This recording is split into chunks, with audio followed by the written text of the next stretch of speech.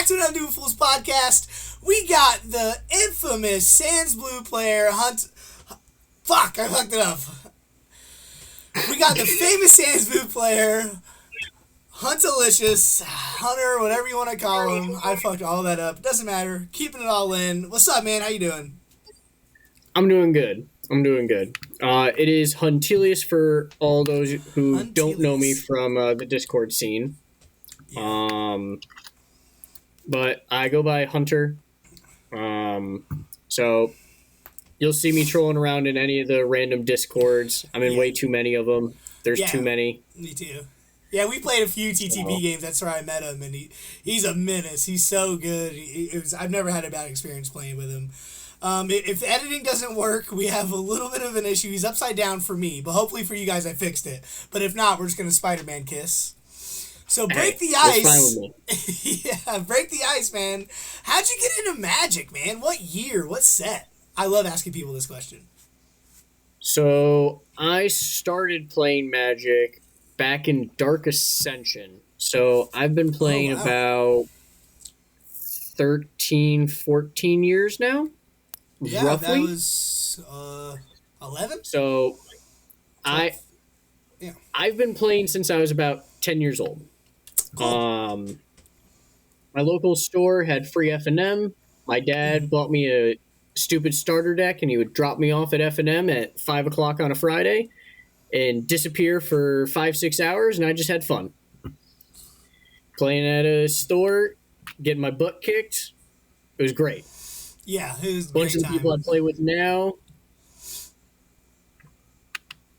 see me as a menace. Yeah, no, that's awesome. Now look at you. So we have him on today because he was the only Sans Blue player in the top 16 of the Rumble. And I couldn't not talk about this. And my buddy Captain on TTB, he's like, hey man, you need to do a podcast with this guy. And I was like, I fucking know that guy. The deck's awesome. So today we're going to get into it. He top 16 the Rumble with this crazy deck. So we're going to do a deck tech later. We're going to talk about the win lines, all that fun stuff, all the good stuff. What was the commanders again? Wernog and Elmar? So, what's the Friends Forever? So the ones most people know him by are Will and Max.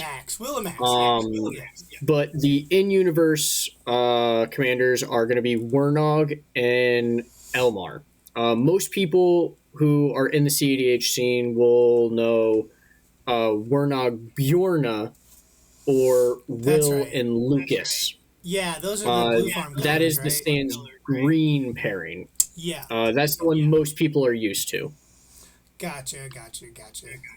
Yeah, so before we get into the deck and hop into the commanders, how'd you, get into CDH and, why CDH? Because I've talked to a lot of people and they're like, oh, I love high power and I just want to be competitive. And then why this deck? Is this, the best run you've ever done with this deck? Or are you just, are you a CDH grinder?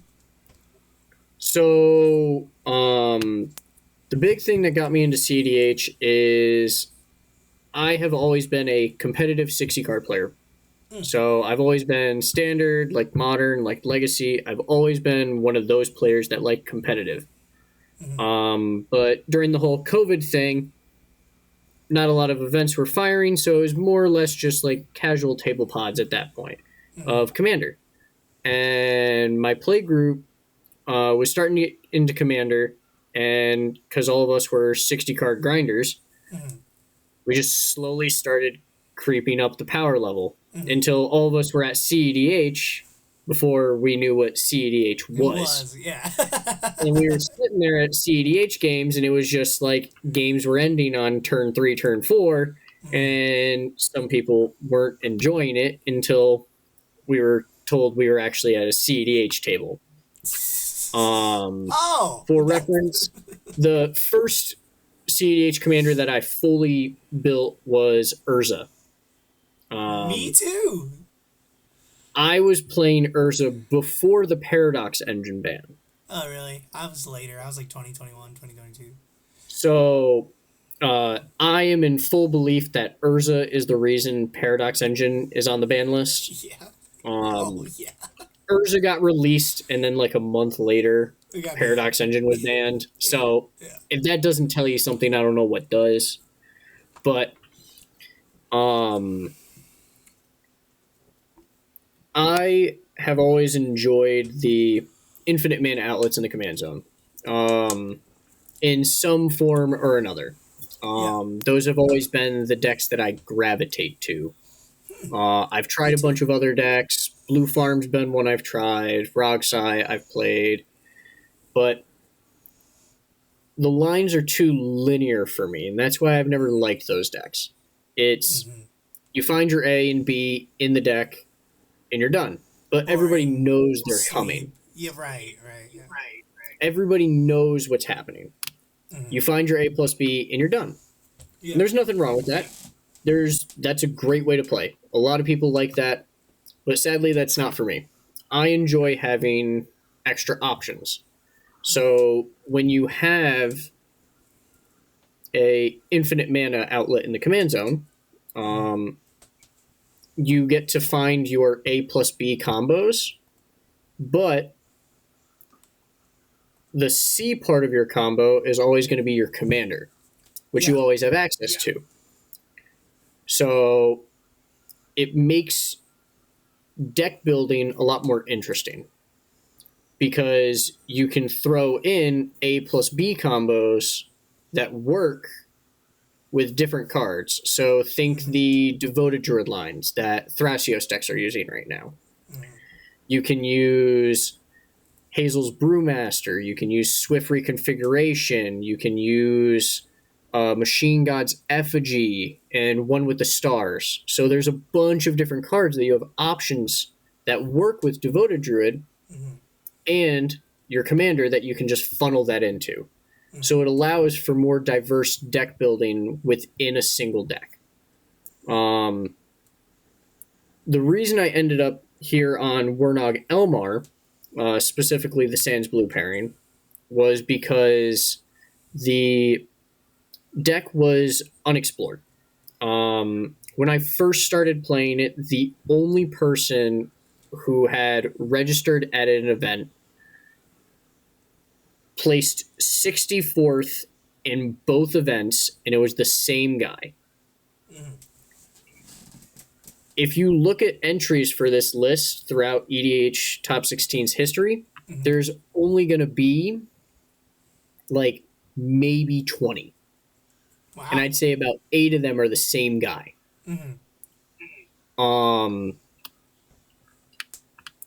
And because it hadn't been explored, and there's not really other Sans Blue options. The only other option you really have is Timna Tana, which most people know as Blood Pod. Yeah.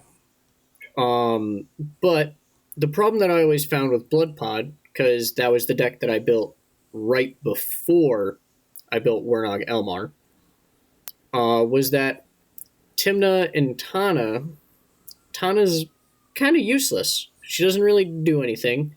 She's a 4-drop 2/2 that, yeah, makes you some Saprolines, but those aren't really useful. Timna, by far one of the best commanders out there. No, most people cannot debate that. Yeah, probably the most. But the thing with Timna is she kind of forces you to go down a creature path. And most people start doing stacks things. But what I've found in CEDH is stacks isn't as big of a driver right now, especially in the world we're in. Because slowing your opponents down doesn't help in a mid-range world where Ristics and Flash rule. And one big problem I found with stacks decks is they always can get blown out because one person removed the wrong piece at the wrong time. Like, oh, there's this rule of law in play, but someone removed it because they were tired of it, and then the next person won before it could get around. Right. So stuff like that kind of took me away from Blood Pod. I wasn't enjoying it. I wasn't having good records. The games, I always felt I was in a good position, and then someone removed something that shouldn't have been removed at that point, and then the game went to someone else. Mm-hmm. That's the And great ace that's stacks. where Wernog Elmar came in. Mm-hmm.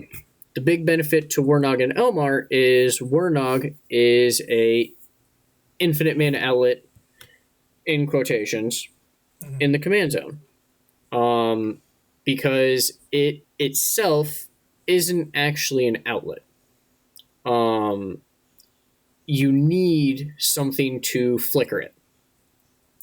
Because when he enters and when he leaves, you always make at minimum a clue. So if you have that infinite mana and you can infinitely flicker something, Mm-hmm. you can make an infinite number of clues and then draw your deck. And Gotcha. if you have your deck in your hand, you'll most likely find a way to win. Figure it out. Yeah. Can I go ahead and read them real quick? Let me go ahead and read them real quick, since we're talking about Yeah, absolutely. Yeah, so Warnog Riders Chaplain, white and black. Human, when he enters or leaves the battlefield, each opponent may investigate. Each opponent who doesn't lose 1 life, you investigate X times, or X is 1 plus the number of opponents who investigated this way. To investigate, you make a clue. And clues 2, sacrifice it, draw a card. And then Friends Forever, the partner is red, green, Elmer. Haste, when you cast your second spell each turn, untap target creature, then investigate. So, that's what he's talking about. So, Elmar adds a little interesting twist. Mm-hmm. Because Elmar wants to read like a Crom, but he's not a Crom. Right, he is sadly not a Crom. I wish he was. But I wish he was a Crom. I wish. Yeah. But there's a lot of good benefit that Elmar has that makes him enticing. Mm-hmm. He's a 3/2 with haste, so he's good at hitting if you need to hit. Mm-hmm. If you can cast 2 spells in a turn, you can untap your mana dorks to make your clues, and then on other people's turns, you'll have that mana open for either interaction, or you can crack your clue and draw a card if there's nothing better to do. Untap target creature. Okay, yeah. So one thing that we were doing, and then a lot of us are still doing, is with Bloom Tender and Fabro Elder, is if you have one of them in play, if you have Wernog and Elmar in play, your Bloom Tender and Fabro Elder will tap for 4 mana. So what you can do is you tap it for 4 mana, cast 2 spells, untap it, you now have 4 mana again.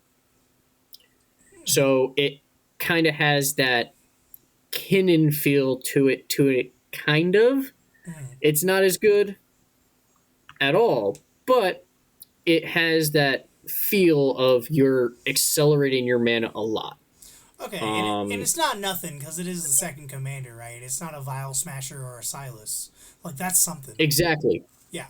But Elmar also has other upsides to him, because he's a 3-drop.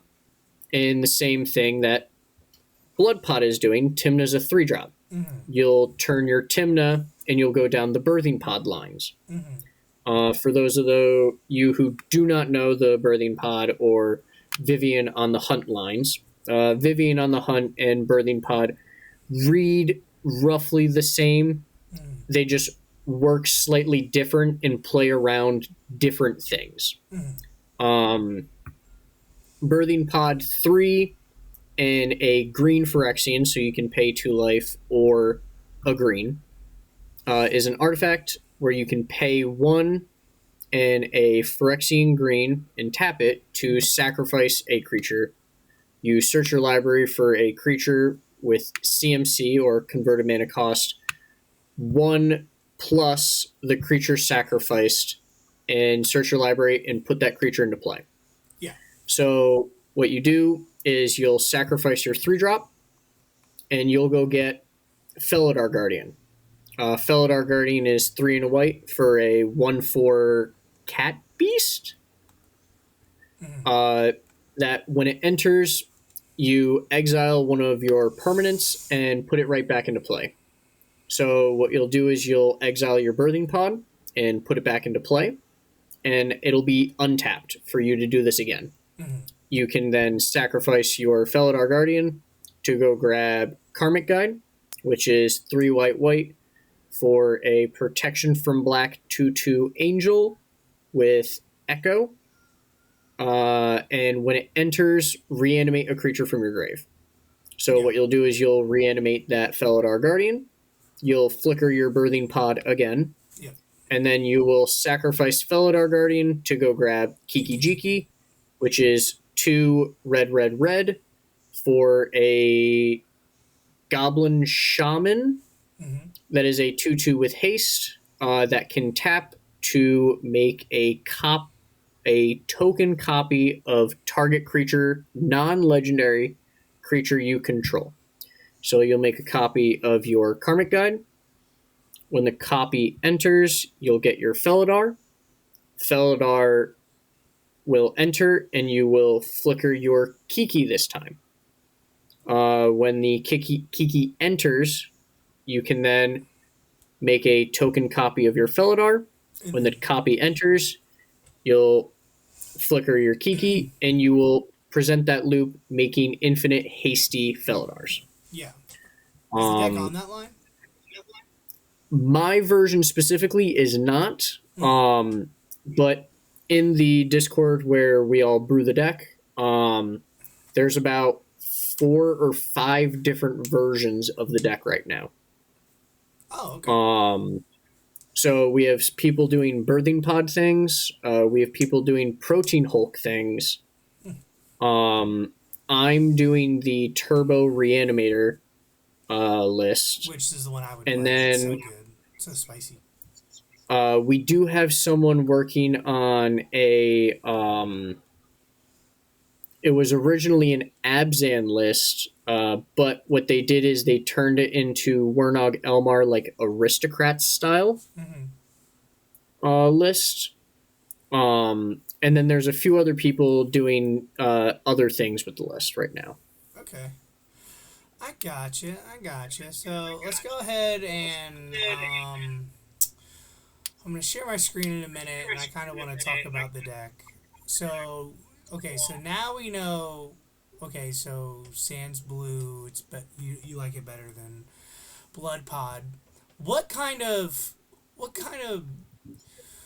How did you look at this deck and you were like, I'm going to fight all these Rhystic Studies and all this interaction and all these counter spells? How is the deck like from here, just like a wet dream, to, hey, I top 16 the Rumble? Like, what would make somebody want to pick this up instead of a blue farm? What do you think? So the way that I play, at least my version, the Turbo Reanimator, is similar to Rogsai. Okay. So instead of focusing on the blue value engines for low mulligans or the blue interaction, I'm focusing in on being a turn slower than Rogsai, but still a turn faster than everyone else. Okay. And to fight all of the Rhystic Studies and Mystic Remoras of the world, if you can win underneath them, you don't have to worry about them. That makes sense. Even post-ban? Like because I feel like the format got slower. Exactly. Because Dockside got banned, the format did get slower. Yeah. The pre-ban list was, on average, able to present wins turn 3, turn 4. Okay. So this version still falls within that same realm, but it's easier at presenting turn 2 wins. Yeah, I played against it. We'll get to it later. One of the rounds during the Rumble was me presenting win on turn 2. Cool. And getting the win on turn 2. Yeah. So, yeah, because they don't really have card advantage except the clues. Do you think it's better post ban because it does make a lot of clues and then obviously your opponents are making clues? So it plays better into the mid-range world Okay. than something like a Rogsai would, because it has the ability to fall back on the clues. It has the Gotcha. ability to Yeah. fall back on the creatures. Yeah. So like my list is currently on 3 to 4 dorks or mana dorks. Gotcha. Yeah. So starting a game with a turn 1 mana dork into a turn 2 Elmar puts you in a really good spot for a long game if it goes long. Because Elmar can trigger every turn, every player's turn. Every player. So if you Yeah. can somehow cast 2 spells on your opponent's turn, Yeah. you can untap your mana dorks. Okay. Okay. So you're playing like the good ones, Bloom Tinder, Birds, yada yada yada. So funny you should say that. I am not on Bloom Tender in my list. Okay. Well, we'll get at it in a second. So, I want to ask you one question before I got in the deck tech. So how before we look at how would someone you said it's turbo, right? And it's kind of for me, it's kind of like a Tivit where when Tivit like tries to cast his time sieve, A plus B, and then it's an Esper, and then that doesn't work, and then Thorkel doesn't work, it falls back on I have all this mana, I can crack clues and draw cards. So sleeving this deck up, I'm trying to figure out how to ask this question. So you said it's a turbo. It's slower than Rockside, but it's faster than other decks. But you think that what Rockside can't do is go mid-range, except if they have a Rhystic Study out. This deck can fall back on mid-range just as easy. And is the deck interactive enough where you don't even need blue? So, back to the question earlier of how do you fight the blue? In my list in particular, because we'll be talking about it in a bit, I'm doing Worldgorger Dragon things, which is by far one of the scariest lines to go for in CDH. Correct. Because if you mess up, you lose your whole board, which is a huge downside. And it's pretty easy to interact with because any creature removal, any art enchantment removal, counter spells, any of those things can cause you to lose your board. Right. So one of the big things that I found while playing this list is you have to be able to read the table. If you cannot read interaction that someone might have, it makes playing the deck a lot harder. Okay. Because not being able to know, okay, this person has no creature interaction or removal, so I can go for it now. Okay, so maybe this deck isn't for beginners. Maybe this deck isn't for beginners because you are a seasoned player, you are good at Magic. You got to kind of pick your windows. So the birthing pod versions of the list play much better into the mid-range world. Okay. Because you're doing things like Bloom Tender. You're not going as fast, but you're still going fast. Right, right. But so you're still doing your value engines with Elmar. You're still doing the make lots of mana early and then go for wins. Right. Worldgorger Dragon has always been kind of this weird little boogeyman in CEDH, especially in its early days because Thassa's wasn't a thing back then. So doing Worldgorger things was one of the best things to do at one point. Yeah. But things like Thassa's, Underworld Breach, Thrasios, Kinnan, all of those decks kind of pushed Worldgorger out. Yeah.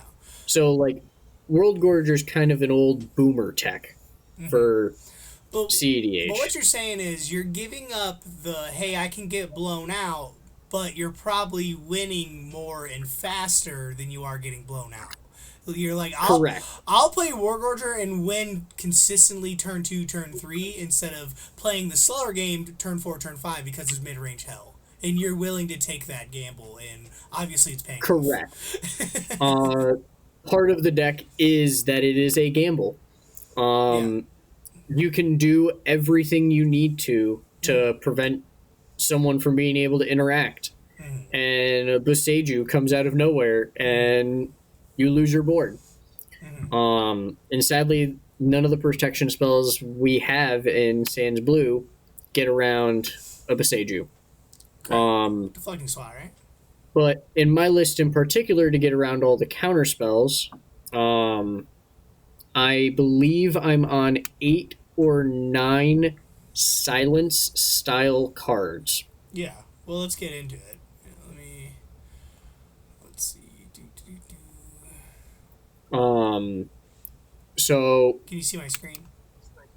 Yes. Yeah, that's what I was. Two things I was going to point out is all the silence effects, and why not the Abdel Adrian line? Is Worldgorger Dragon just better? So, Abdel Adrian, one of the big things. So if you go to the sorceries, is Unmarked Grave. Unmarked Grave can only get non-legendaries. Okay. So with Unmarked Grave, you can do Hoarding Broodlord or Worldgorger. You sadly can't do Abdel. The other thing with Abdel is you have to have artifact mana in play. Oh. With Worldgorger Dragon, he exiles your lands too.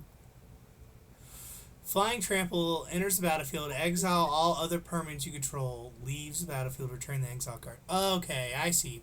And it's easier to go infinite, right? Yeah. It's not necessarily that it's easier to go infinite. It's that I only need Command Tower and Wernog in play to win the game. And you win the game. Okay. With Abdel, you need Wernog and Mox Opal or Arcane Signet or Felwar Stone to make your infinite mana. So it's more consistent. So you have to have that extra piece.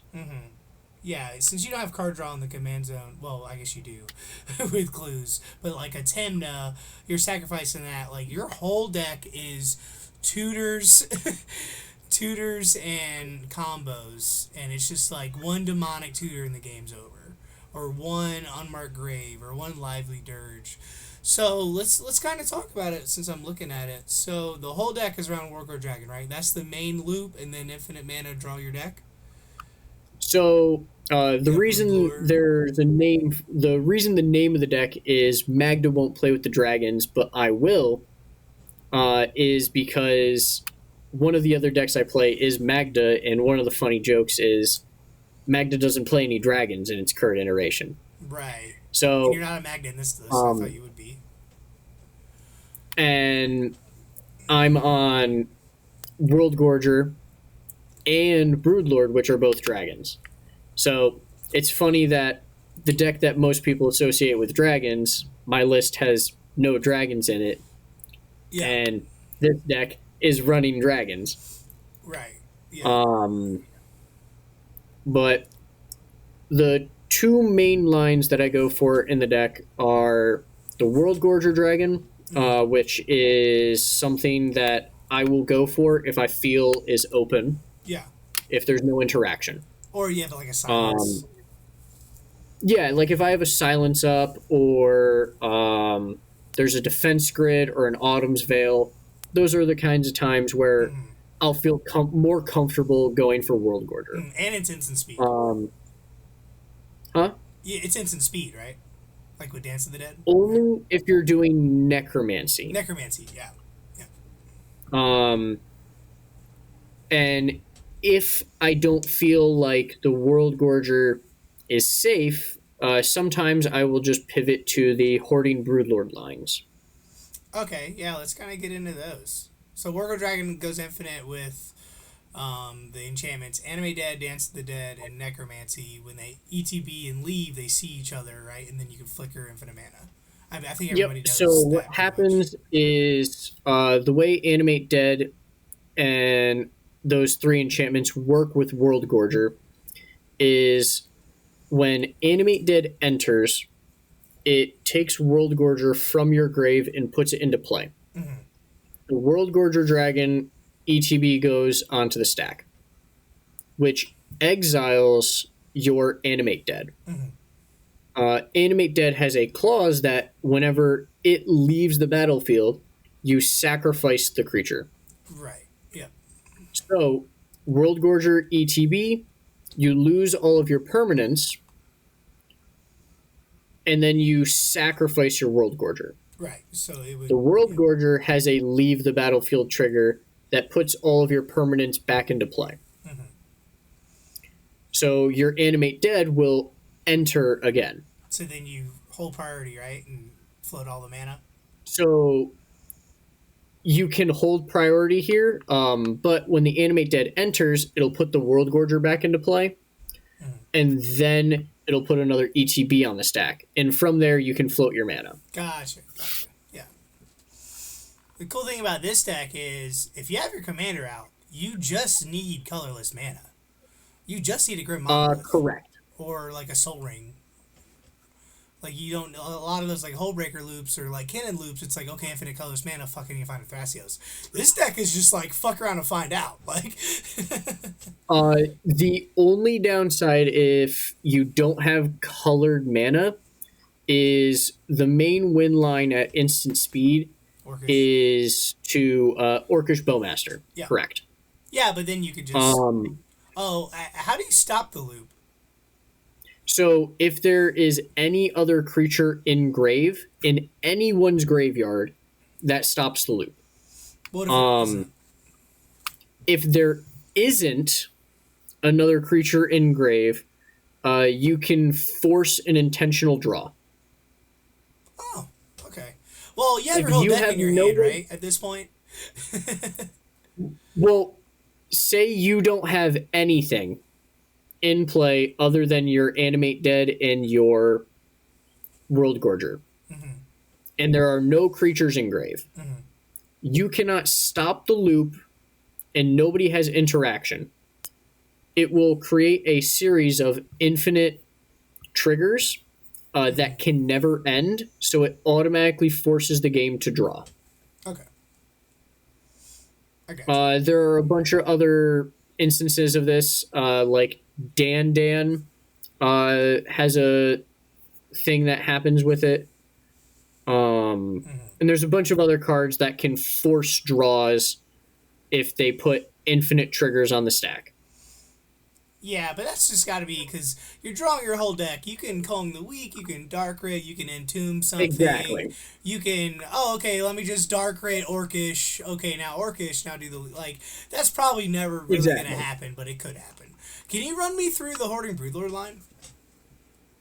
So, the Hoarding Broodlord line is long, and there are multiple different variations of it. Okay. I was just thinking the sacrifice one, or the burnt offering one, right? Yep, burnt offering is a part of every single one of the lines. The Discord that is attached to my link or my page. Yeah, I see it. In that Discord, I actually have the whole line pinned. Okay. So if anyone ever forgets it, you can actually go in and look at the line. Okay, yeah. But the basic premise of the line is you put Hoarding Broodlord in play, and you grab Saw in Half. Yep. Most people know this line, but most people know that it's going to grab you like a Thassa's and a Demonic. Or it'll grab you two pieces of a combo. Yeah. So Saw in Half, you destroy your Hoarding Broodlord, and you make 2 copies of it. You then get to search your library 2 more times. It's not legendary. This is where things start to diverge. There are a bunch of different lines you can go for depending on your board state, but in every single one of those lines, you're going to grab Burnt Offering every single time. if you can. Second If you creature, can't, you'll probably be grabbing Culling the Weak okay. to make up for the mana. But what you'll do is the lines include you can grab Final Parting, which is the 5 mana sorcery. Mm-hmm. You search your library for 2 cards, put 1 into your hand and 1 into your grave. Okay. So what you'll do is you will cast the Burnt Offering, sacrificing the copy of a Broodlord, making yourself 8 black mana. You will then cast Final Parting using 5 of that mana, or 4, because Hoarding Broodlord allows spells you cast from exile to have Convoke. Mm-hmm. So you will cast your Final Parting, and you can put Worldgorger Dragon into your graveyard and grab any of the enchantments to reanimate it. Okay. And you can present that loop, make your infinite mana, and whenever you want to stop the loop, so this loop in particular, you do not need Wernog in play, you don't need anything else in play. Because you stop the loop after you make infinite mana by grabbing another one of your enchantment reanimate effects. And then you present the loop again by casting your second enchantment reanimate effect on the Worldgorger again. Okay. Because when you're doing this loop, the original Broodlord ends up in your graveyard. Oh, then you tutor your whole deck. Exactly. Oh, that's simple. Exactly. Yeah. And that line requires you to have 0 cards in play. Yeah, and we're scooping to that. Guys, I have my whole deck in my hand. I have infinite mana. What do y'all want me to do? How do y'all want to win? Exactly. Oh, you have a protection from One Ring? Sweet. I'll kill all of them, and on your upkeep, I have effects. Correct. Yeah. So, because Necromancy is a card that exists, Necromancy is one of the only ways to win around the One Ring protection in this current iteration outside of Praetor's Grasp. Okay.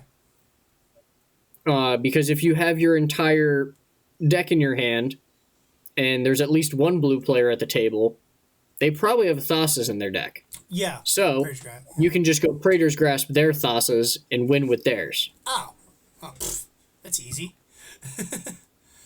And then isn't there Pinnacle Monk lines? Correct. So that is the line that is specifically pinned in the Discord, because that line is substantially longer than most of the others. Yeah, that's fine. Good. So it starts with the same thing as the Final Parting line, but instead of grabbing Final Parting, you grab Pinnacle Monk. So you will cast your Pinnacle Monk after you've cast your Burnt Offering. But this time you make 2 red mana and 6 black mana this time. So you'll use 2 of the red and 2 of the black. So you'll have 4 black floating after this. And you will cast your Pinnacle Monk. When it enters, you will return Saw in half from your graveyard. I gotcha. Infinite Pinnacle Monk. You will then Saw in half your Pinnacle Monk. Yeah. Get one back. When the copies enter, Saw in half will be in your graveyard. So when they enter, you'll return Burnt Offering and Saw in half to your hand. So when you go to cast that Saw in half the first time, you'll have 1 black floating from that original Burnt Offering. Oh, and it goes infinite. Okay. So you'll cast Burnt Offering, sacrificing one of your copies of Pinnacle Monk, which will make you 5 black mana. Infinite. Okay. You'll then use 3 of it to saw in half a Pinnacle Monk, grab Burnt, and saw in half. Every single time, this nets you 1 mana of red or black. So at this point, you now have infinite red and black mana. Yeah. That's awesome. Once you have infinite red and black mana, you can then saw in half your original Broodlord or one of the copies of the Broodlord that's left to tutor your deck 2 times. Nice. What I'll usually do is I will grab Praetor's Grasp and I will grab another reanimation effect. Okay. I will then reanimate the original Pinnacle Monk to get saw in half back. I will then present the same loop that I did before with Burnt Offering and saw in half, but this time with Praetor's Grasp. Exile everybody's. So I will then exile all of my opponent's libraries and pass the turn. Yeah. Or I can just go grab Wheel of Fortune out of my deck and kill everyone that way. Yeah, when you have infinite mana, you usually can find a way to get there. You know what this deck reminds me of? This deck reminds me of like an evil like Tenma Thrasios deck. Like the bad side of it. They kind of work like that. It's like, okay, I have my infinite mana outlet, and I have my thing that I can untap creatures, and I can, make stuff. So kind of drawing cards. Like Elmer's the Timna and Wernog's a Thrasios, but it's like just faster. Like that's awesome. So one thing I saw you highlighting over was that Voldaren Epicure up at the top. That one drop red. I want to talk about. Yep.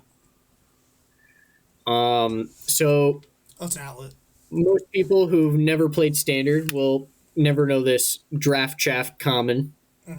1 red for a 1/1 vampire. When it enters, it deals 1 damage to each opponent, and you make a blood token. So blood tokens have pay 1 and tap it to discard a card and draw a card. So it's kind of a rummage effect. The big thing about Voldaren Epicure is that at 1 mana, if I'm doing my Worldgorger Dragon loop, you just win. It's a second Bowmasters. It'll kill everybody. You just win right there. Yeah. It makes a blood token, which is an artifact, so it helps turn on Mox Opal. Oh, okay. And if you end up drawing Worldgorger Dragon or Hoarding Broodlord, the blood token allows you to pay 1 and discard it from your hand to draw a card. Oh, so that has 3 effects. Okay. I just thought it was an outlet. So it's a win con for Worldgorger. It gets rid of your fatties from your hand for your reanimations, and it helps turn on your Mox Opal early in the game. That's awesome. What about Torch the Tower? What does that do? So, Torch the Tower, Natural State, which is the 1 green up in the top right, and Nature's Claim all kind of fill a similar role. So, blue Necropotence decks, like Rogsai, will use like a Chain of Vapor to put their Necropotence back in their hand at the end of turn. Or they'll Born Upon a Wind or Valley Flood Color. We don't have those.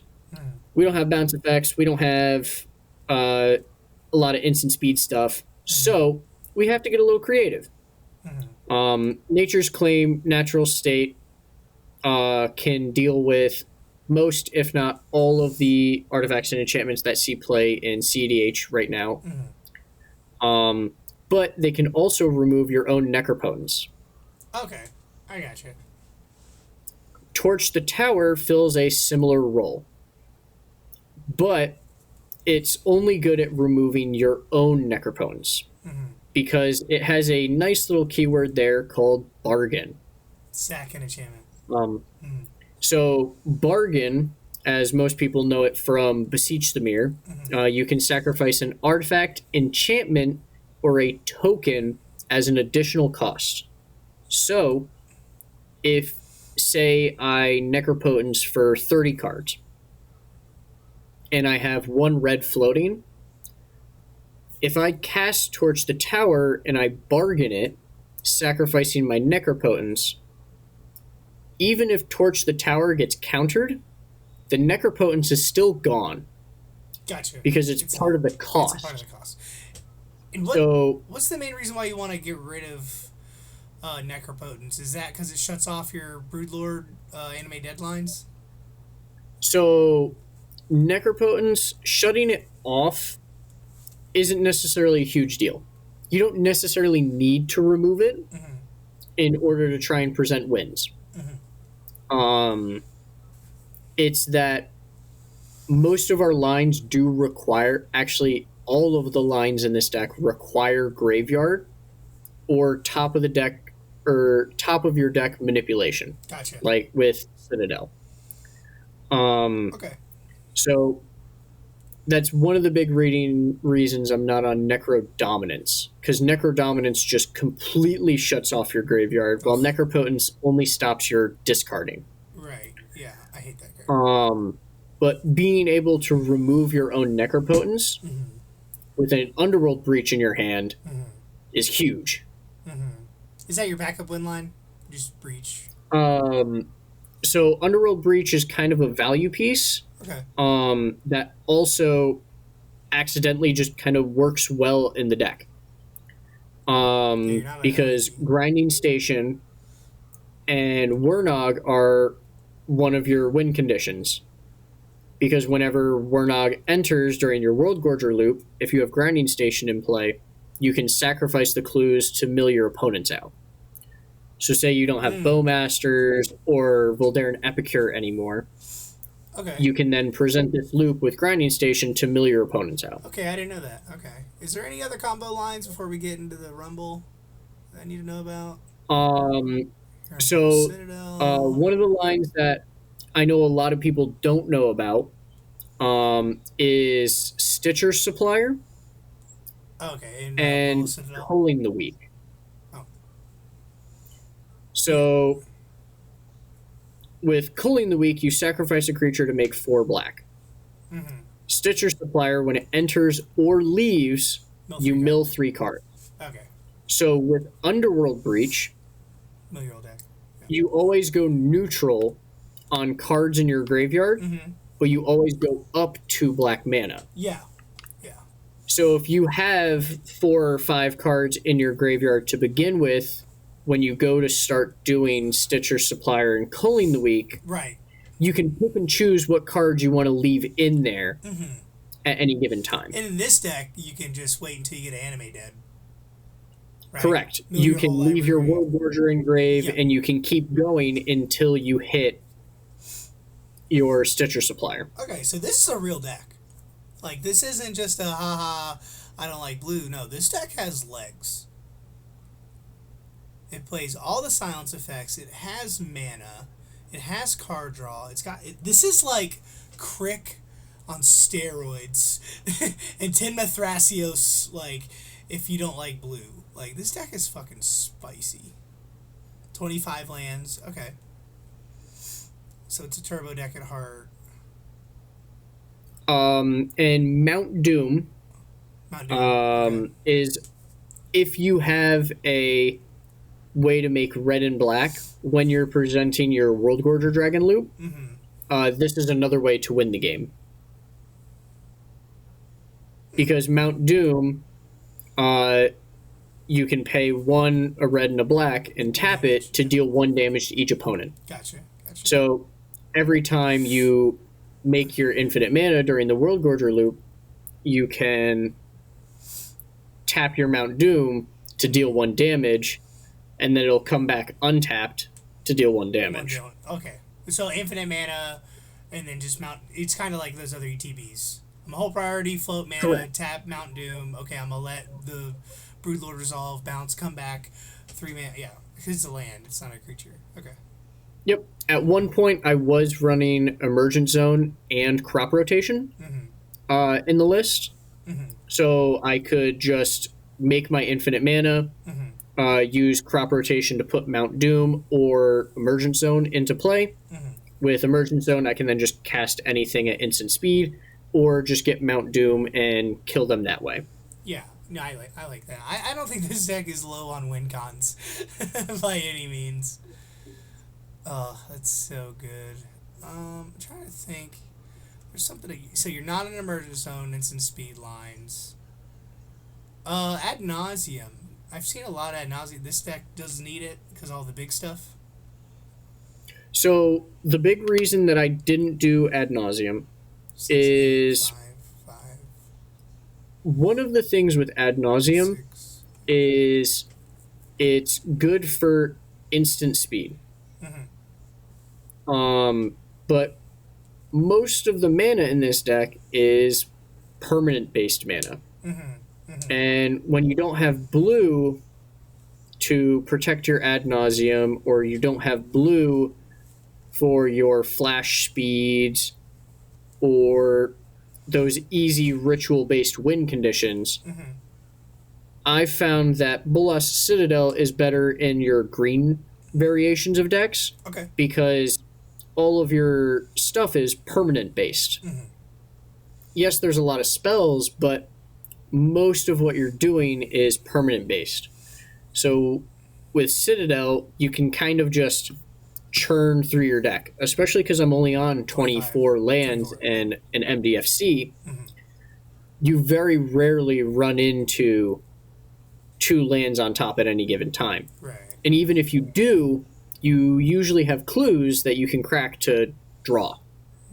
You just don't have any goblins to cheat it in, so you're just casting it. How's mana in this deck? It's pretty good, right? You have a lot of removal. Mana? You have a lot of interaction. Yeah, can you just yes. cast six black? It's not a big deal, or 6 mana. Yep. I have actually used Burnt Offering to sacrifice my Elmar before to cast a Citadel. Oh, okay. Yeah, that works. Because Burnt Offering in hand is, if Elmar's in play, it's just a dark ritual. You have a lot of instant speed mana. Cabal Ritual, Rain of Filth, Dark Ritual, Culling the Weak, Burnt Offering. Okay. So mana's not shy in this deck. Deathheart Shaman Birds, Huron Noble Hierarch, both Spirit Guides, you're even on Lotho. Okay. Alright. So before we get into the Rumble, we're running out of time. Before we get into the Rumble, is there anything else you wanted to say to like a beginner sleeving this deck up, or any combo or anything that they wouldn't know?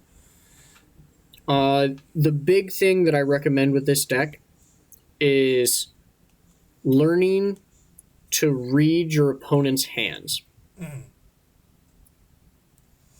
Yeah. When an opponent, during one turn, leaves open mana, and then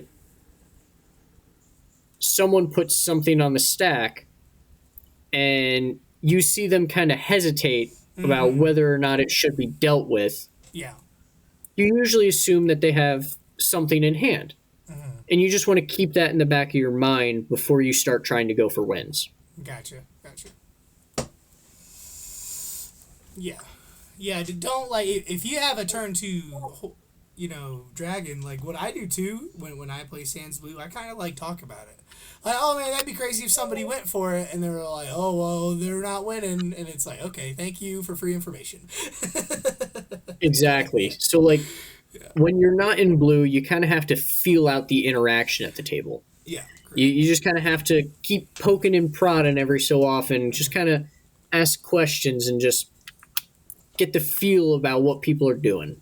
I got you. Yeah, so I definitely like the deck. The deck is Reanimator. It has a game plan. If you can't do early Worldgorger Dragon, you can sit back, you can draw cards, you have Horde and Broodlord. It's literally one tutor away from winning. Like, if I resolve this final party, you guys are cooked. I remember I was on Roxai, I was practicing for the Boil, and in step I did something. Oh, I had a Valley Foot Color, I cast a Meme Betrayal. So Hunter goes, in response to your Meme Betrayal, because he already had Worldgorger in the graveyard, and I knew he was going to go for it. He responds, and then he goes to do the loop. On top of my Meme Betrayal, that's a win. And then somebody stopped him. And I was like, whoosh! And I didn't know that deck could win instant speed like that. And it was just like, holy shit. I think Yeah, he had like swords. He had like one mana up, and it was like the only card you're like out of his whole deck. I know he has three cards that could stop me, and that was one of the three cards, and he had it, and you're like, damn. And then the game before that, he won like turn two, turn three, and we're just like, all I had Rock Side, and I think there's a blue farm and something else, and we're just like, oh shit. So the deck is definitely powerful. The deck can explode out of nowhere, and then a lot of people too will undermine it, but oh, that's not blue farm, that's not TNT, he's just sans blue, he's not going to do anything, and then you're like, you guys got anything? Because I win here. And it's like, nope. The entire Royal Rumble, every time I showed up, Wernog was always the top commander. Mm-hmm. And they would go, oh, you're playing Blues Clues, which is Wernog Bjorna, which is the sans green version. Yeah. And I would immediately go, no. Here, read this, Commander. Yeah, I'm playing this dog shit sans blue commander. Don't worry about it. But the cat's out the bag now. I can't just run away with games because people don't know what I'm doing anymore. That's exactly what happened. The first game he won turn 2, turn 3, and then second game we're like, all right, we're not losing to this shit again. Exactly. Correct. So we got about 10 minutes. Let's kind of go through it. How'd you feel the tournament? How did the deck feel? Was it early, late? Kind of go round by round. Like, that was a huge tournament. And you got 8th, I think? So, the tournament was run really well. Okay. I really enjoyed the tournament. They did a great job running it. I've been to their event, King's Court event, before, and they do a really good job running it. It's always great. They're great guys over there. The Massachusetts scene is great. I would love to get over there more often, but sadly I live in New York, so it's a little bit of a drive for me. Okay. But going into King's Court, I was very adamant that I needed to get at least 2 wins and 2 draws on day one. Because I think everybody was kind of going in thinking that 4 wins was the cutoff. So getting at least 2 wins on day one gave you a really good shot for day 2, at least. So round 1, I was in seat 2. We had a Rog Thrash player, me, a Malcolm Vile, and a Gitrog player. Sadly, a few people had to mulligan low, and there were only 2 blue players in the pod. So that made me feel better going into that game, as I'm the turbo deck at the table. I'm probably going to try and be presenting games early wins. So turn 1, Rog Thrash player just kind of develops value because they mold low. I just play turn 1 birds. And then Malcolm Vile player, they just play Lotus Petal and a land and pass. Gitrog player goes Deathrite and pass. The Rog Thrash player puts a few things on the stack. They put a Neo form onto the stack, which makes the Malcolm Vile player just kind of perk their ears up as they're thinking about, should we counter this? Table comes to agreement. No, it's not that big of a deal. They go grab Trinket Mage, and a few things happen there.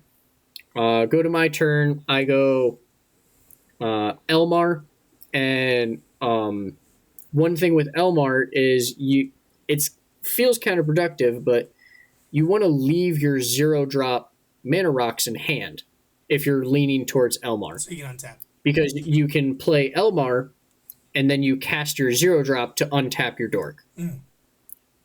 And then from there, you can have your mana rock and your dork untapped, so you can crack that clue in that rotation or use it for interaction. So I do that. I play Elmar. I slap someone for 3 with Elmar because he has haste for some reason. And I hold up a clue activation, and I pass the turn. Malcolm Vile, they play Malcolm and pass. Gitrog player taps their Deathrite to cast a Sylvan Library and a Finhorn Elves. As seen as it's only turn 2 and they're in 4th seat, they need to develop their advantage. Mm-hmm. The Thrash Vile player uses the last card in their hand to transmute artifact into a One Ring. The Malcolm Vile player didn't counter anything, so I felt pretty comfortable with that. Knowing that the Rog Thrash player had 0 cards in hand going into this, and the Malcolm Vile player didn't counter anything. So my draw for turn was a Animate Dead, and I already had Lively Dirge in hand. So on my turn 3, I cast Lively Dirge, put Hoarding Broodlord in the grave, Animate Dead, put it into play, and then I went through the Broodlord line with Pinnacle Monk into Praetor's Grasp, exiled everybody's library, and then cast a wheel. So game 1, felt really comfortable. Win round 1, turn 3. The Malcolm Vile player did have a 2-mana counterspell in their hand. So if they hadn't tapped out for Malcolm, I wouldn't have been able to go for it. Right. And the Deathrite had been tapped, so I felt comfortable going for it, knowing that they didn't have that interaction up. Mm-hmm. Round 2 was a very, very different game this time. We had Kalia of the Vast in seat 1. Mm-hmm. Hidetsugu and Zarin, I think it is. This person actually ended up top 4ing. Yeah. During the event. The blue-black. And then Anala, and then me. So I was in 4th seat this game. Game went real quick. Kalia the Vast mulled really low. Anala mulled really low. And me and the Hidetsugu player kept a pretty good hand. Kalia player kind of just went for a Ranger Captain of Eos and Esper Sentinel early game. Hidetsugu player just kind of played Hidetsugu and was playing around in the early game. Meanwhile, Anala went turn 2 Spellseeker. To which the Kalia player immediately Pyroblasted it. And turn went to me. At this point, I had Necromancy in hand and a Entomb in my hand.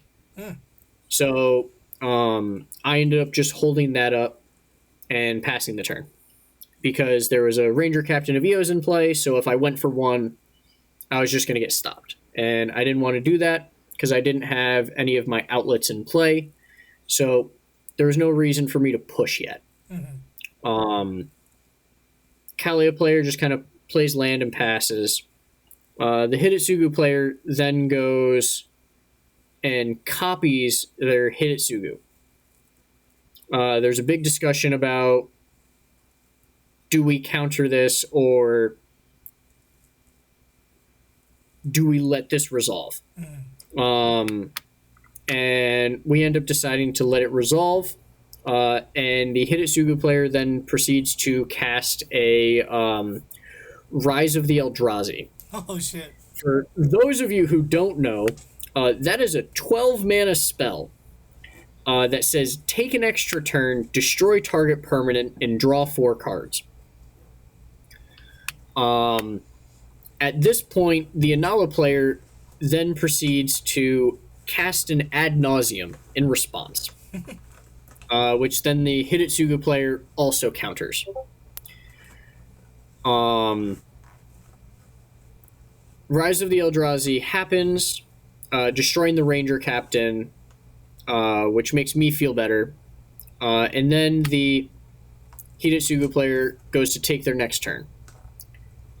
they put a clever impersonator on the stack to copy their Hidetsugu again.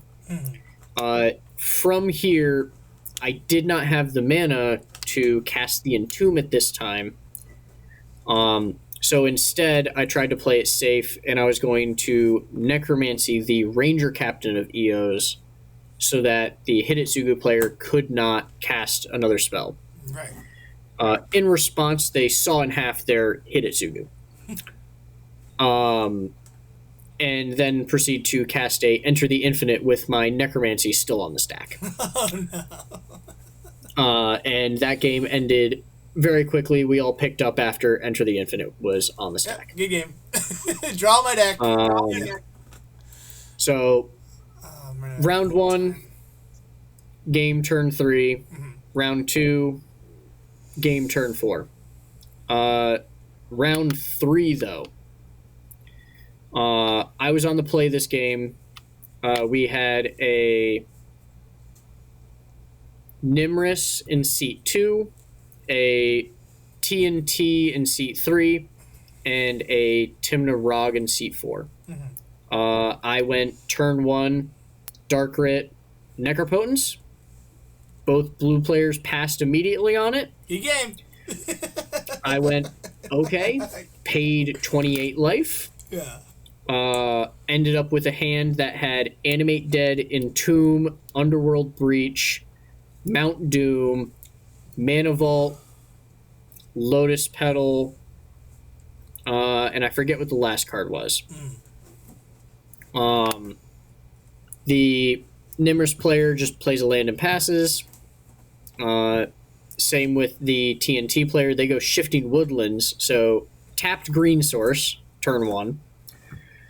And then the Rog Timna player basically dumps their hand because they kept a good hand going forth.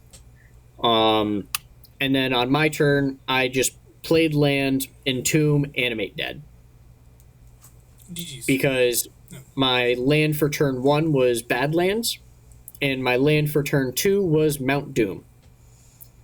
So I had my outlet in play, so I just entombed my Worldgorger, put an Animate Dead on the stack, and killed everybody with Mount Doom on turn 2. God damn, that's so good. Fuck. Our round we spent more time mulliganing than we did playing Magic. The game. So that was a good round 3. So I'm already 2-1 in round 3. We go to round 4. Round 4, I was in 4th seat again. We had a... Who was it? Timna... I believe it was another Timna Thrasios. Crap, I'm running out of time. Yeah. In 1st seat. A Gitrog in 2nd. Rogsai in 3rd. Gitrog? And me in 4th. Or no, it was Najila in 3rd.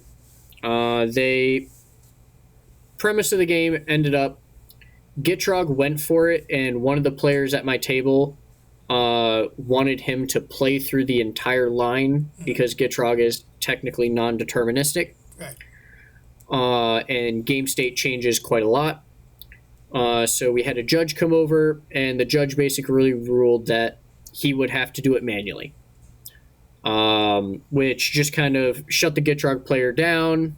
And the rest of the game was spent as a 3v1 against the Gitrog until he just agreed to a draw. Okay. That's fine. That makes sense. It felt pretty horrible, but the one person at our table was very adamant that he had to do it manually. So we ended up with a draw that round. 100%. Round 5, I was in 4th seat again. We had Sisse in 1st, Wernog Bjorna, so Blues Clues in seat 2, a Magda in 3, and then me in 4. Game went fairly smoothly. Sisse was looking to put a really good win on the stack. I had just cast the One Ring. It was like turn 3. And I had an empty hand, and the Blues Clues player was scared of what the Sisse had, so they go Bowmaster and Wheel. Uh-oh. Because I had the One Ring protection, they just blew up all my creatures, blew up everybody's board, and hit the Sisse player for a bunch of damage. Magda player rebuilds, and then we get to my turn, where I go down a Worldgorger Dragon loop after I animate dead the Wernog Bjorna player's Grand Abolisher. Oh, okay. To make sure that my line resolved properly. But if you do that, the first time you exile everything and everything enters, the Grand Abolisher goes back to them. Oh, okay.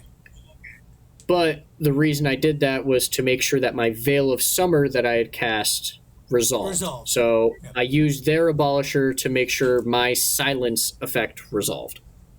I end up drawing through my entire deck, and then I just do Bowmaster loop to kill everybody. Okay. So end of day 1, I am at 16 points. I am 3-1-1. Yeah, you're in. No. 17 was bubble range. Oh, shit. Yeah, but you go into day 2 feeling confident.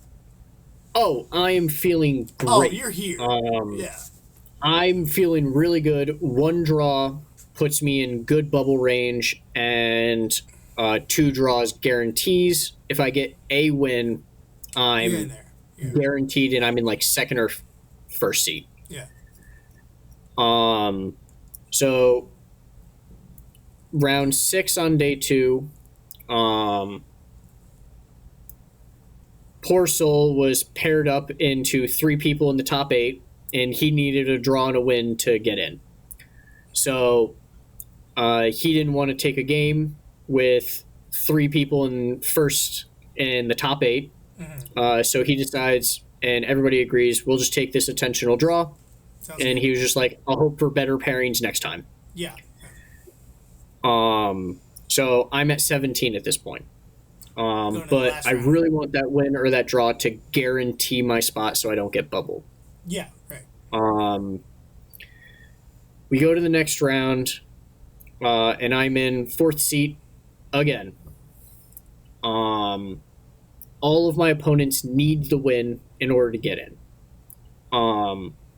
So no intentional draws there. This game we had a Tivit, a Tyam, and a Rogsai, and then me. Tyam made a fatal mistake earlier in the game by grabbing Phyrexian Tower instead of Gaia's Cradle off of a crop rotation. And what I can say is that cost them that game. Rogsai was put on the back foot. They had to mold a 5, and it wasn't a very good 5. I started the game with turn 1 birds into turn 2 survival, which put everybody immediately in defense mode.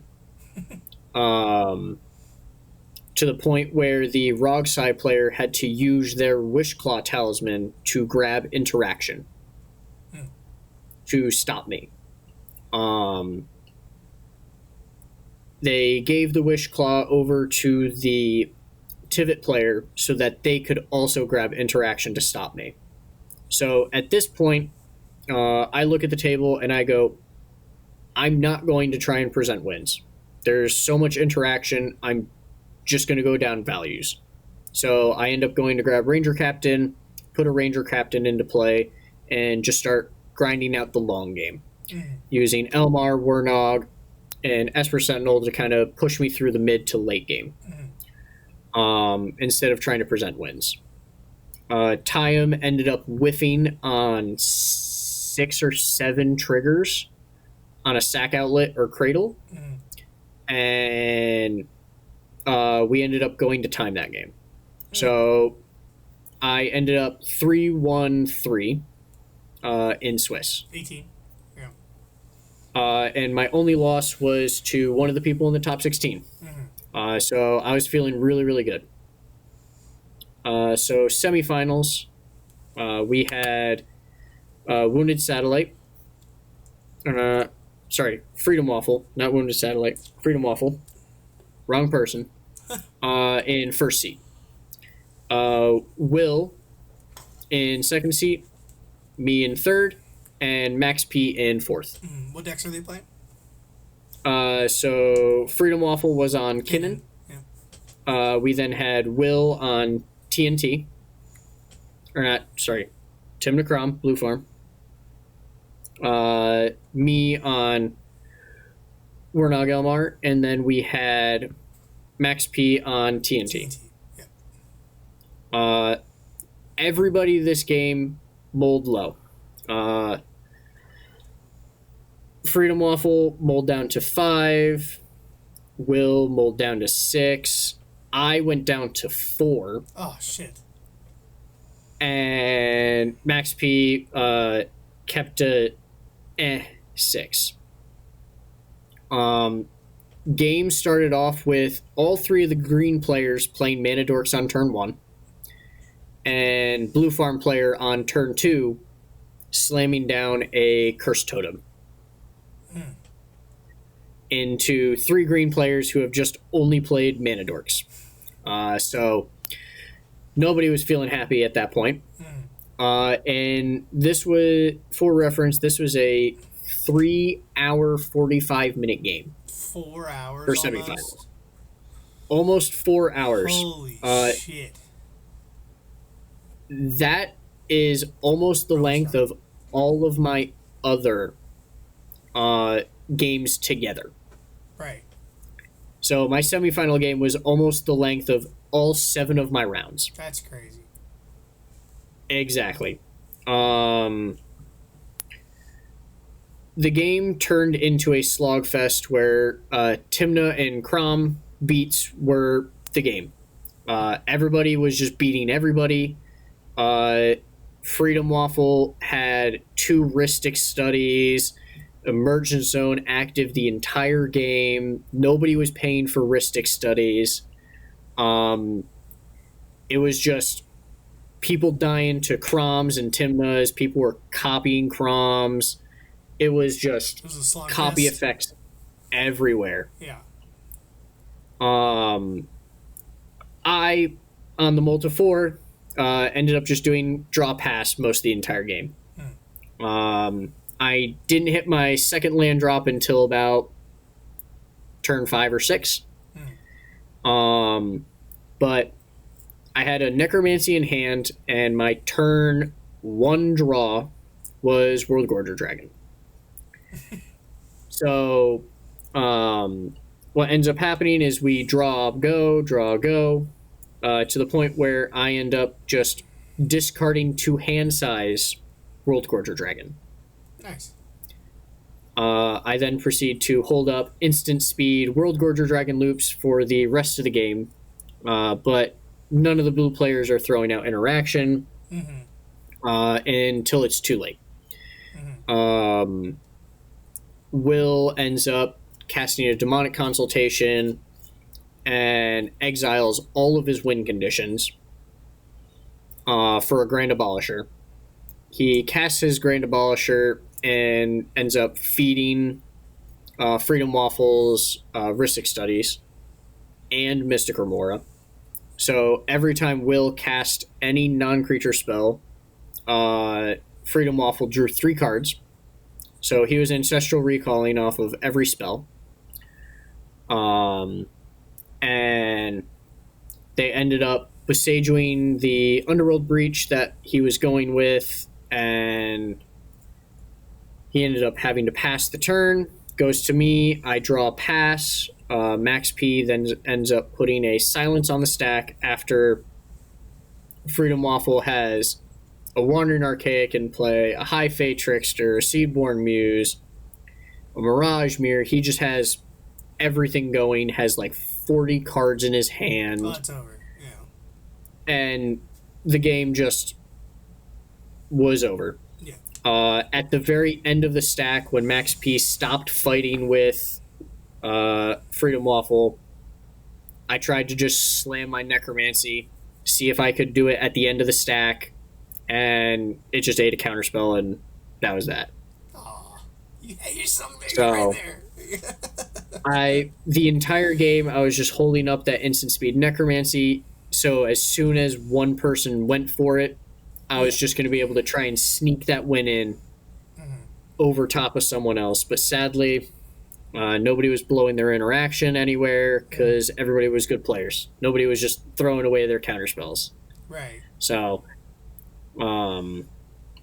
sadly, wasn't able to get through into that top four.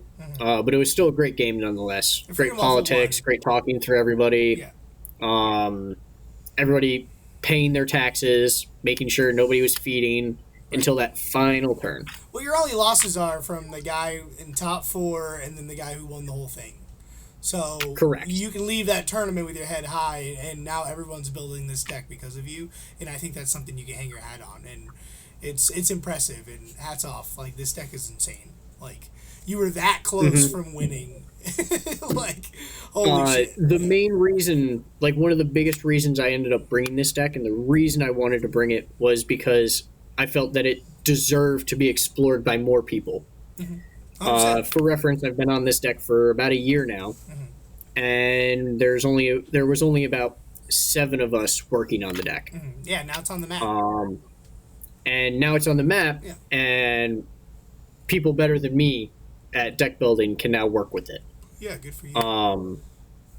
So, getting it on the map was my first goal, and now that it's on the map, my phone has just been blowing up from messages and everything. Like, hey, what is this for, and what is this for? Why is this in the deck? Yeah. In fact, right before this, I had just received a message like, hey, why is Natural State, Nature's Claim, and Torch the Tower in the deck? Yeah. So I was writing up a message for them so that they could have a understanding of why it's in the deck. Yeah, good for you. We're running out of time, but I'm going to put the links in below, the Discord in below, the Moxfield. I'm going to put his Discord name. He's a great guy. I've played with him before. This deck's insane. And if you have any questions for me, I have a Discord. I'll send you over to him. I'm going to put the list. Like, let's leave this deck up more. Let's play more Sans Blue. Like, I agree with you. Everyone's just, I'm going to have a Ristic Study. No, this deck is like, if you don't deal with me, I'm going to win with the fucking Brood Lord and a Worldgorger Dragon in 2025, which, that's insane. That's all the time we have. Thanks, Hunter, for your time, brother. You're fucking awesome. Everyone hit the subscribe button. Like, we're out. See ya. See ya.